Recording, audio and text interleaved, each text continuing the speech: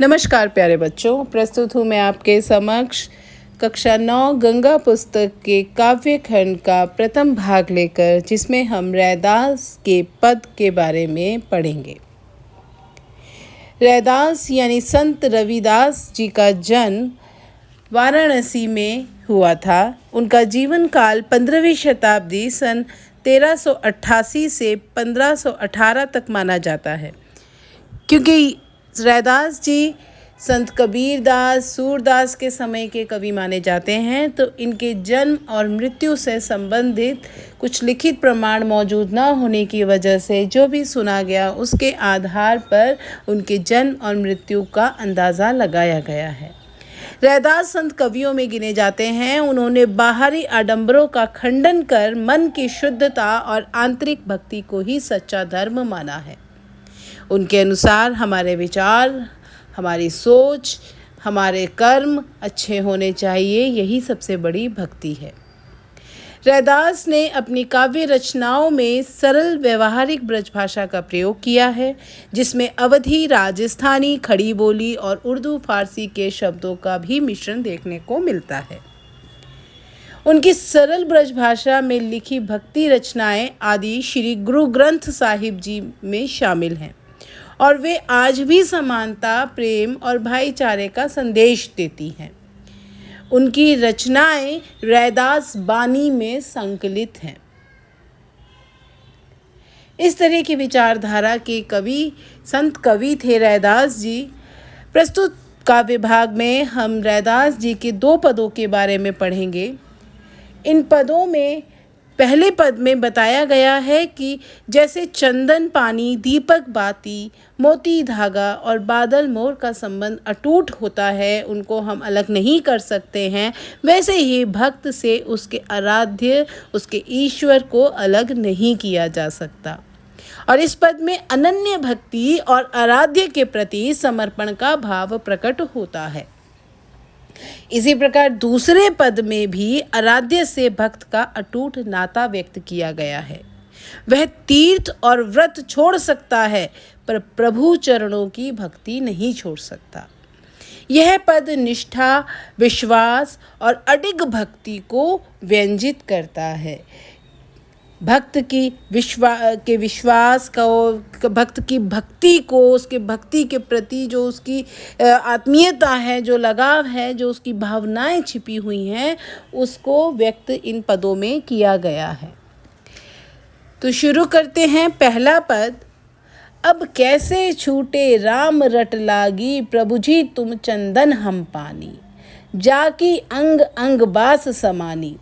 तो जैसे कि बताया गया है कि इन पदों में कवि ने भक्त और आराध्य के संबंध को व्यक्त किया गया है कि ये एक भक्त और उसके आराध्य के बीच का जो संबंध वह इतना अटूट है कि उस संबंध को व्यक्त करने के लिए ऐसे ही कुछ उदाहरणों को इस पद में लिया गया है। तो प्रथम 2 पंक्तियों में देखिए, सब अब कैसे छूटे राम रट लागी, प्रभु जी तुम चंदन हम पानी, जाके अंग अंग बास समानी। ठीक है, बास शब्द आया है, इसका अर्थ है गंध। ठीक है, वास, समानी मतलब समाना, समा जाना, उसमें पूरी तरह से समाहित हो जाना। ठीक, तो अब इसमें क्या कहा है कवि ने कि इस पद में कवि ये कहते हैं कि भक्त की उस अवस्था का वर्णन इसमें किया गया है जब भक्त पर अपने आराध्य की भक्ति का रंग पूरी तरह से चढ़ जाता है। कवि के कहने का अभिप्राय है कि एक बार जब भगवान की भक्ति का रंग भक्त पर चढ़ जाता है तो भक्त को भगवान की भक्ति से दूर करना असंभव हो जाता है। जैसे यहाँ पर उदाहरण दिया गया है दूसरी पंक्ति में कि कवि भगवान से कहता है कि हे प्रभु, यदि तुम चंदन हो तो तुम्हारा भक्त पानी है। कवि कहता है कि जिस प्रकार चंदन की सुगंध पानी के बूंद बूंद में समा जाती है, उसी प्रकार प्रभु की भक्ति भक्त के अंग अंग में समा जाती है। इसी प्रकार अगली पंक्तियां देखिए। प्रभु जी तुम घन बन, हम मोरा जैसे चितवत चंद चकोर, प्रभु जी तुम दीपक हम बाती, जाकी ज्योति बरे दिन राती। ठीक है, अब यहाँ पर भी भक्त और आराध्य के बीच के अटूट संबंध को व्यक्त करते हुए कवि क्या कह रहे हैं कवि कहते हैं कि हे प्रभु, यदि तुम घन, घन मतलब बादल, यदि तुम घन मतलब बादल, मोरा मतलब मोर, चितवत मतलब देखना, चारों ओर देखना। चकोर शब्द आया है जिसका अर्थ है तीतर की जाति, एक प्रकार का पक्षी जो चंद्रमा का परम प्रेमी माना जाता है। ठीक। बाती मतलब बत्ती, रुई की जो हम बाती बनाते हैं दिया जलाने के लिए, उससे अर्थ है यहाँ पर। ज्योति मतलब ज्योति जलाना। ठीक है। तो यहाँ पर कवि क्या कह रहे हैं कि हे प्रभु, यदि तुम बादल हो तो तुम्हारा भक्त किसी मोर के समान है, जो बादल को देखते ही नाचने लगता है। ठीक है। प्रभु जी तुम घन हम मोरा, मतलब कि यदि तुम बादल हो तो हम उस मोर के समान हैं जो बादलों के घिर जाने पर नाचने लगता है, खुशी से, उमंग से उसके अंदर फुर्ती आ जाती है और वो खुशी से नाचने लगता है। कवि भगवान से कहता है कि हे प्रभु, यदि तुम चांद हो तो तुम्हारा भक्त उस चकोर के समान, उस पक्षी चकोर के समान है जो बिना अपनी पलकों को झपकाए चांद को देखता रहता है। ठीक है। प्रभु जी तुम दीपक हम बाती, जाकी जोत बरे दिन राती। अगली पंक्ति में देखिए क्या कह रहे हैं कवि कि कवि कहते हैं भगवान से कि हे प्रभु, यदि तुम दीपक हो तो तुम्हारा भक्त उस बत्ती की तरह है जो दिन रात रोशनी देता रहता है। भगवान से कहते हैं कवि कि हे प्रभु, यदि तुम मोती हो तो तुम्हारा भक्त उस धागे के समान है जिसमें मोतियां पिरोई जाती हैं।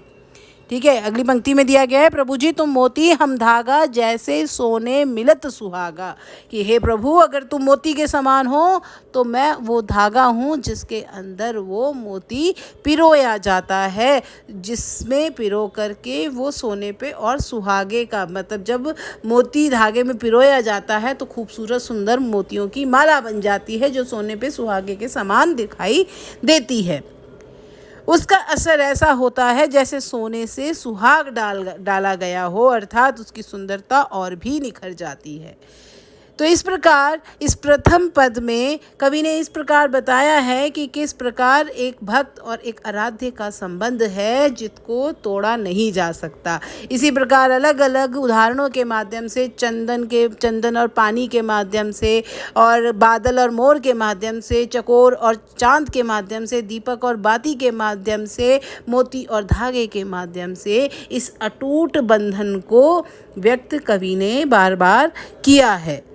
और इन सब का इस प्रकार कुछ कवि कहते हैं कि अपने आराध्य के प्रति अपनी भक्ति को दर्शाते हुए कि मेरे प्रभु, यदि तुम स्वामी हो तो मैं आपका भक्त, आपका दास यानी आपका नौकर हूँ। प्रभु जी तुम स्वामी हम दासा, ऐसी भक्ति करे रैदासा। तो रैदास रविदास जी, संत कवि रविदास जी कहते हैं कि मेरी भक्ति ऐसी है कि अगर मेरे प्रभु, मेरे ईश्वर, मेरे आराध्य स्वामी हैं तो मैं उनका दास, उनका नौकर हूँ जो सदा उनकी भक्ति में लीन रहूँगा और मेरे अंदर से उनकी इस भक्ति को हटाया नहीं जा सकता। ठीक है। तो ये प्रथम पद का सार था, प्रथम पद का भाव था, अर्थ था, जो मैंने आपको समझाया। आशा करती हूँ आपको समझ में आया होगा। अगला पद देखिए, जो तुम तोरो राम मैं नहीं तोरो, तुम सो तोरी कवन सो जोरो, तीरथ बरत न करूं अंदेसा, तुम्हारे चरण कमल एक भरोसा। ठीक है। अब देखिए यहाँ पे द्वितीय पद में तोरो शब्द आया है। तोरो शब्द का अर्थ होता है छोड़ो। ठीक है। कवन मतलब किसी से, जो तुम तोरो राम मैं नहीं तोरो, तुम सो तोरी कवन सो जोरो। रैदास जी कवि कहते हैं कि यदि प्रभु उनसे संबंध तोड़ ले तो भी प्रभु से नाता नहीं तोड़ेंगे। यदि वे प्रभु से नाता तोड़ लेंगे तो फिर किससे नाता जोड़ेंगे, यानी उनके लिए उनके प्रभु ही सब कुछ है। उनसे नाता तोड़ने की तो वो सोच ही नहीं सकते, क्योंकि उनके अलावा उनका आश्रय कहीं और नहीं है। अर्थात कवि का प्रभु के सिवाय कोई और आश्रय नहीं है। ठीक। तीरथ बरत न करूं अंदेसा, तुम्हारे चरण कमल एक भरोसा। कवि को तीर्थ और व्रत की कोई चिंता नहीं है। क्या कहते हैं?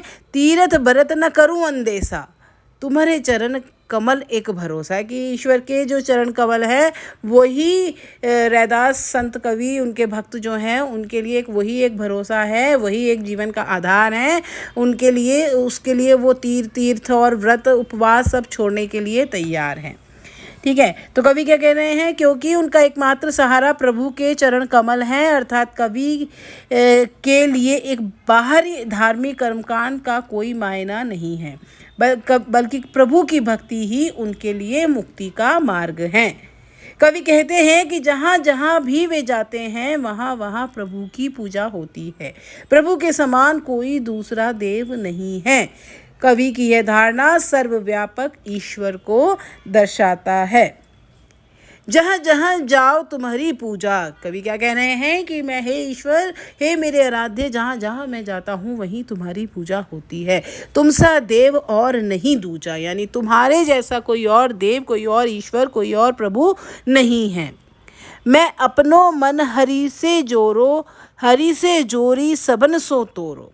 कवि क्या कह रहे हैं? कि कवि कहते हैं कि मैंने अपना मन हरि से, यानी अपने भगवान से जोड़ लिया है, और हरि से जोड़ने के बाद बाकी सबसे अपना नाता तोड़ लेता है। कहने का आशय यह है कि जब ईश्वर से सच्चा प्रेम हो जाता है तो सांसारिक मोहमाया स्वयं ही छूट जाती है। कवि को हर पल हर घड़ी प्रभु का ही भरोसा है। ठीक, सबही पहर तुम्हारी आशा, मन क्रम वचन कहे रैदासा। तो अपने मन क्रम वचन से संत कवि रविदास जी ये कह रहे हैं कि उन्हें, कवि को हर पल हर घड़ी प्रभु का ही भरोसा है, उन्हीं की आशा है। मन क्रम वचन से वे प्रभु की ही भक्ति करते हैं।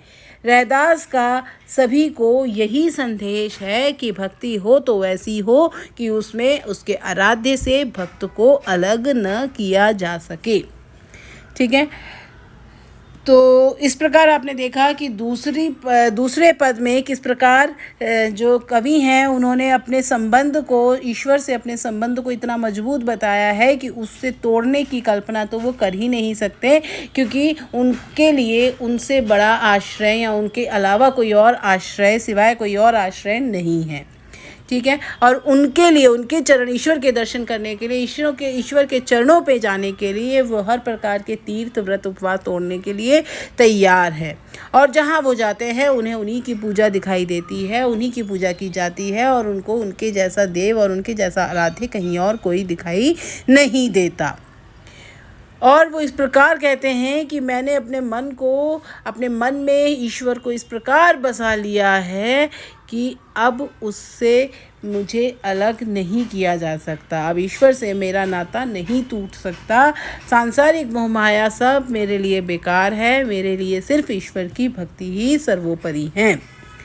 इसीलिए उन्हें हर घड़ी, हर पल, हर समय ईश्वर का ही भरोसा है।